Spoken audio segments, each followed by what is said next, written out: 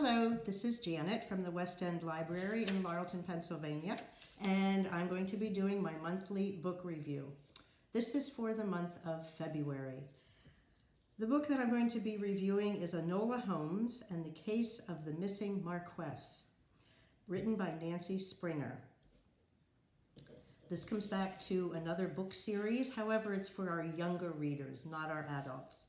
Myself, I grew up reading Nancy Drew and the Hardy Boy mystery novels, and my reading venue of choice is still mystery. If you enjoy mystery and suspense, you are probably all familiar with the name of Sherlock Holmes and his older brother, Mycroft. What the author Nancy Springer does for this series, consisting of 6 books, is introduce another member of the Holmes family. Enter Enola Holmes, the much younger sister of the Holmes brothers. Enola has not seen her brother since she was 4 years old, and she is now, in the book, the age of 14. Both brothers had left the family country estate to find their fortune and way in the world and had not been back or even communicated with Enola or their mother since their leaving. As most of us who are familiar with intrigue and mystery, Sherlock Holmes is considered one of the greatest detectives in history, so we know where his endeavors had taken him. Enola's father died when she was 4, and her mother was looked upon in a rather disturbing way by the folks in the nearby village because Enola had been born when her mother was much older than most women of the time had children. You have to keep in mind that the time period of this series takes place during the Victorian era in England. There were many things that women were not considered eligible to be or to do by society's standards at the time. It was proper for girls to be sent to boarding schools, also known as finishing schools, to learn basic skills that at that time were considered necessary for a young lady to learn in order to be eligible for introduction to society, hoping to gain a suitor, marry, have children, and be a fine lady of a household. Being raised by her mother, Enola's education did not include any of those skills. Enola's mother did educate her in a way which included being able to read any of the books they had in the estate library and to be much more independent and a skilled person. Hence, the skills she learned would carry her through in situations that proper ladies would have no clue as to what to do. These skills would be at her disposal as she grew and came to represent what the reverse of her name Enola spelled, alone.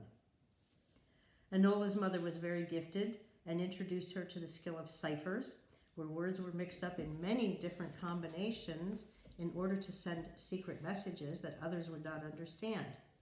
This enabled both her mother and Enola to live in their own world and be able to communicate and know things that would keep them in contact. Because Enola's mother was a very forward and independent thinker, this was passed on to Enola through her mother's way of living. On Enola's 14th birthday, she awoke very excited only to find that her mother had left the household. The 2 servants, who they knew was that she walked away taking very little with her. Enola's mother had left Enola a birthday present, which consisted of writing paper, writing implements, sketches of flowers, a small handmade book of different flowers and their meanings, and a cipher book. Upon going to the nearby village to make inquiries regarding her mother, she decided to send a telegram to her brothers in London, hoping that they may have an idea of her whereabouts. Hearing back from her brothers and to meet them at the train station in the village, she rode her bicycle into the village where neither of her brothers recognized her and were shocked that there was no horse and carriage there to meet them. Back at the estate, the brothers continued to be shocked to find out that there were no horses, no groomsmen, no people tending to the property, as it was grossly overgrown, no tutors for Enola, and the fact that Enola preferred wearing boys' clothes because of her love of being outside and doing activities that girls of her age should not be doing because of it being considered unladylike. Realizing that their mother had kept the money that had been sent her monthly by Mycroft for all of these years, her whereabouts were a mystery. To try to make a lady out of Enola, they had dressmakers come to outfit her properly and others to teach her the finer attributes of being a lady.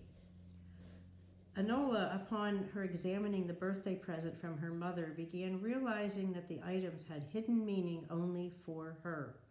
She was able to decipher where her mother had hidden money for her inside the house. Now, another area that Enola's mother that was very gifted at was her drawings, paintings, and sketches. Enola was quite gifted in this area as well and will use her talents at some point in the future. Enola began roaming the house and countryside at night, continuing to turn up items left for her by her mother, as Sherlock tries to detect what their mother had been up to. Mycroft, her oldest brother, had made arrangements for Enola to go to a finishing school, and the night before she was to leave, she made secret arrangements for herself to not go to the school. Enola finds her way to London, the one place she felt her mother may go. Finding her mother is her primary goal. But during this transition, she finds out about the disappearance of a Marquess who all believe has been kidnapped.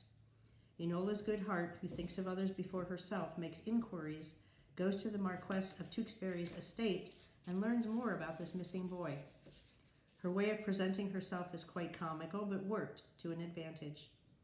Finding clues left behind by the Marquess, she realizes that he had not been abducted, but escaped his living situation just as she had, and this individualism impressed him more so upon her that she felt she needed to find him. Using clues that she had discovered, she does indeed find the Marquess, helps him escape from people who had found out about him through unscrupulous people and did abduct him. He takes Tewkesbury to the police station to report what happened, and while there she sees her brother Sherlock, who had been there inquiring about any information that had come in regarding the whereabouts of their mother, as well as Enola herself. Using her sketching abilities, she drew a picture of the people who had been involved in the Marquess of Tewkesbury's abduction and left it behind with Tewkes to be given to the police, while she made her exit before Sherlock recognized her to continue on her original quest of finding her mother. This story is taking place around the time that a lot of changes were taking place within society and government in England regarding the rights of women. It's a good introduction for young girls today to get an idea of just how far society has come and having gotten rid of old-fashioned ideology. Presently on Netflix is a movie based on the first book in the Enola Holmes series. It is very entertaining as well as the book, but does present more situations that Enola becomes involved in and examples of her mother's and Enola's independent thinking. If you plan on watching the movie, I would read the book first so you have some idea about what will be taking place. I enjoyed the first 2 books of this series and have watched the Netflix movie several times. The young actors who play the part of Enola and Tewkesbury in the Netflix movie are themselves teenagers and do a wonderful job bringing the characters to life. Enjoy reading the mysteries of another member of the Holmes family.